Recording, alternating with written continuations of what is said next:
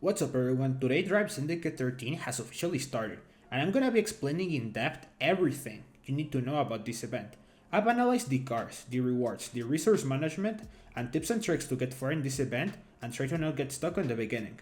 Okay, so the first support car of this event is the Dodge Charger SRT Hellcat red-eyed widebody, and yes, the name is unnecessarily long, but this is the first time a Drive Syndicate begins with a 5-star car as a support. But overall, this car is not bad for its rank and class. I could even say it's slightly underranked, just like the Speedtail on Nesclist. So if you're starting out on this game and need a solid C-class car for multiplayer or low gauntlet divisions, you should probably go for it. The car at max has really good top speed and nitro. The acceleration is slightly above average for C-class, and the handling lags a bit because the drifting radius is a bit too wide, but it doesn't ruin the car. Also, it is kind of floaty, so it makes up for it. It's a pretty good car overall for beginners. Now talking about progression with this car, the event only gives you 20 blueprints at the start, just enough to unlock it, and 15 more blueprints at 73k syndicate coins or after completing the stage 3 on the chapter The Frostbound Wheel. Keep in mind, from the first to second star you need 25 blueprints, so these extra 15 blueprints won't do shit. And because this is a new car, be ready to use all your C-class wildcards to progress on the event. And I nearly forget that since Drive Syndicate cars are usually needed to be 2 stars below max to progress into the next chapter, this is probably the first time that the starter Drive Syndicate car needs to be at least 3 stars to continue the event. Also, here's how much credits you need to upgrade it, since most C-class cars cost the same, so you can save credits for it. And this is how much blueprints you need for each star, so you can plan accordingly. And from unlocking it to 3 stars, you need 75 blueprints. The second support car is the Nissan Z GT4. This car has been featured in a special event on the Nitro Summerfest season, so I know a lot of people have this car close to being maxed, if not gold already. Sadly, I didn't play back then and I'm gonna have to pay to win a car that everyone has already. The car performs really good on top speed and acceleration tracks, and the nitro is really good too. The only lacking stat is the handling, but its nitro makes up for it. This car is not an absolute king of C-Class, because other cars like the McLaren GT or the Gallardo, or even the Bugatti EV110 can be faster than the Nissan Z GT4 in some tracks. Overall, if you don't have this car or miss some blueprints or epic import parts, you should go for it. Even if you don't use it, it's free tokens on the C-Class Elite and you just have to race with it once a month. Okay, so the event gives you 15 blueprints for the car, which is not even enough to unlock it because you need 20 for that. You get those blueprints at 100k syndicate points, which is finishing the first chapter, the Frostbound Wheel, which is the chapter of the Charger SRT, and then at 179k syndicate coins, or finishing the stage 3 of the chapter Bride of the Storm, you get another 15 blueprints, which is trash again. Because what the fuck are you gonna do with another 15 blueprints? Like, might as well get nothing. This car needs 150 blueprints from unlocking it to max, or only 75 blueprints to get it only to 3 stars, which is the required minimum to progress to the next stage, following the formula of requiring every support car at 2 stars below maxed.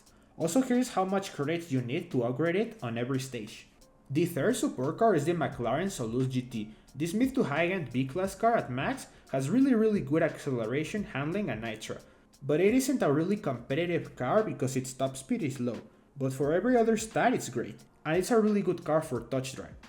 Now, the weird thing that GameLoft did was to put this car as the third support car, because mind you, this is a key car, it needs a key, and as far as I know you need to have a car unlocked to apply your wildcards to it, and this could have been made to screw up the free-to-play people. So if you didn't have the car started up before, you're not gonna have enough blueprints to progress, because the syndicate point rewards barely gives out any blueprints, and you will be forced out to spend real money on this car. But at least you can get the key of this car for free at the end of its chapter, but by that time you won't need your B-class wildcards anymore. So you get 15 miserable blueprints at 250k syndicate points, or after finishing the chapter Bride of the Storm, and you get another 15 little blueprints at 361k syndicate points, or the first mission on the stage 4 in the chapter The Heart of the Thunder. Following the formula, since it's a key car, and key cars start at 1 star and you have to start up the car 4 times including the unlock, then the car will have to be at least 4 stars to progress to the next chapter of the event. And this is just a prediction, but don't expect GameLoft to make it so you only have to start up the car 2 times from 1 star to 3 stars. It will most likely be needed at 4 stars because of this. The car needs a total of 162 blueprints from stock to max, but you only need 100 blueprints from stock to 4 stars. And the event gives out only 30 blueprints total. This is how much credits you need per stage to upgrade this car. I'm glad this is cheaper than most B-class cars, which need in total 22 mil credits. Next we got the 4 support car, which is the hardest to get through, and I think it's not even possible to get past it as a free-to-play. We got the Zembo Aurora Agile. It is placed as a high rank A-class car, and since there's not a single way in the game right now to test it, I had to watch a video from Tune Race Repeat to see how it performs. And the car stats look pretty good on paper, but the car loses a lot of speed when drifting, and so far, it looks like the car doesn't float at all. The handling alone makes cars really good or bad, and in this case it doesn't look good for it. You only get 17 blueprints for the car with 450k syndicate points, or at the end of the chapter, the Heart of the Thunder, and you also get 25 more blueprints at 629k syndicate points, or the end of stage 6 of the chapter, the Howling Mirror. The car needs 30 blueprints to unlock. I don't know how many blueprints exactly because they recently changed the startup blueprint distribution on cars, making them unlock easier, but startups harder. But in the end it's the same total blueprints needed, so I'm gonna assume it's the same as the Pagani Zonda Zinc from the last Drive Syndicate, because it was the 4th support car and it needed the same amount of blueprints to unlock. So it will need a grand total of 270 blueprints from unlocking it to max. Literally 30 blueprints below S-Class cars, and only require 150 blueprints from unlock to the required 4 stars to progress on the event. But keep in mind that you only get 42 blueprints from all the syndicate point rewards. So be ready to use all your wildcards since this isn't a key car. And I nearly forget, but this is how much credits it costs to upgrade a high rank A-Class car. The 5th and final support car is the Bugatti Bolide. Sadly, I don't own this car, but it has really high top speed and great acceleration, good for gauntlet. And the handling is good too, with a short drift radius and can do floaties. But the nitro efficiency is one of the worst on S-Class, and it needs you to be really skilled at the game and have proper nitro management. If you don't own this car already, then you will need millions of credits to upgrade it, and also a lot of money.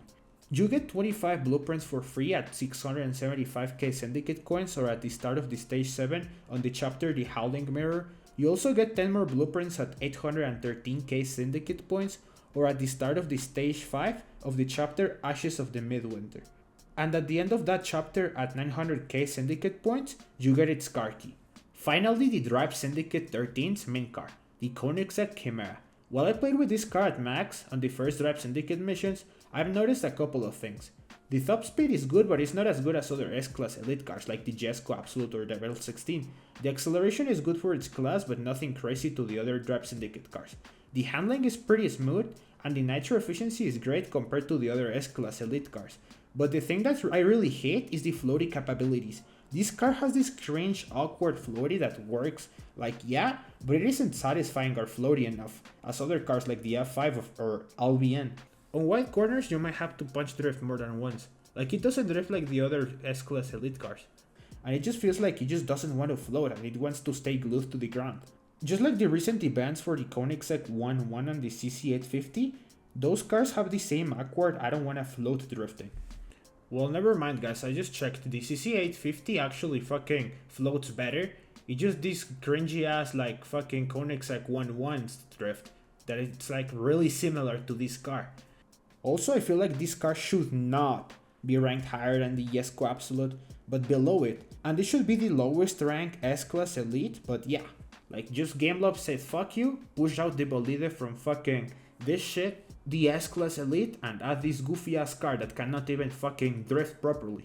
Okay, so going back to the event, you'll be getting 30 blueprints for the Chimera at 670k syndicate points, or at the end of the stage 6 of the chapter The Howling Mirror.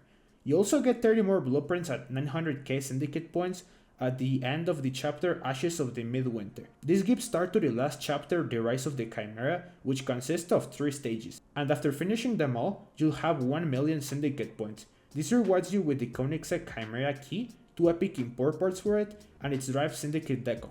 And you will have finished the event. The Chimera will only be required to be 3 stars for this. But I feel like it should be buffed, and either make it floaty like the F5, or buff its stats, or even give it a special ability like Devil 16 automatic floaties or just absolute acceleration while riding, or something new. Now the tips and tricks. Starting with, I know this is weird as fuck, but try to stay up when new events or new seasons release, because I got 20 extra Charger SRT blueprints when the event dropped by mistake on December 11 instead of the 16. And I also kept the blueprints, probably because I applied wildcards to it, while for others it was removed. Also, there's a really useful guide on how to maximize the syndicate coins you get using references from previous Drive Syndicates, and I'll leave the link on the comments. I didn't make it, so kudos to Akader, that's how I spell his name, I'm sorry. And also I left another link to a guide on Reddit. Also, my suggestion for you guys is to do every mission as soon as possible, because if you try to do everything at the end, you won't have enough time to finish. And by the final weeks of the syndicate, there will be some syndicate coins you can buy for tokens, if you get stuck in the event. But the maximum amount you can buy is like 6k tokens, so don't rely on it too much. We all know Drive Syndicates are the most pay-to-win events in Asphalt Legends history, but even if you are free to play, you should aim to get the most free rewards from this event, because tokens don't do much here, only money. But at the end of the day, the goal on this game is to have fun, so I hope you guys just enjoy the event. I took a long time editing and recording the video. I wish you guys the best for this event. I hope y'all get the farthest you can. Thank you all you guys for the support. I read every comment. I hope y'all find this video useful. Feel free to comment what you like or dislike about the event or the video. Subscribing and watching my other videos helps me a lot. Thanks.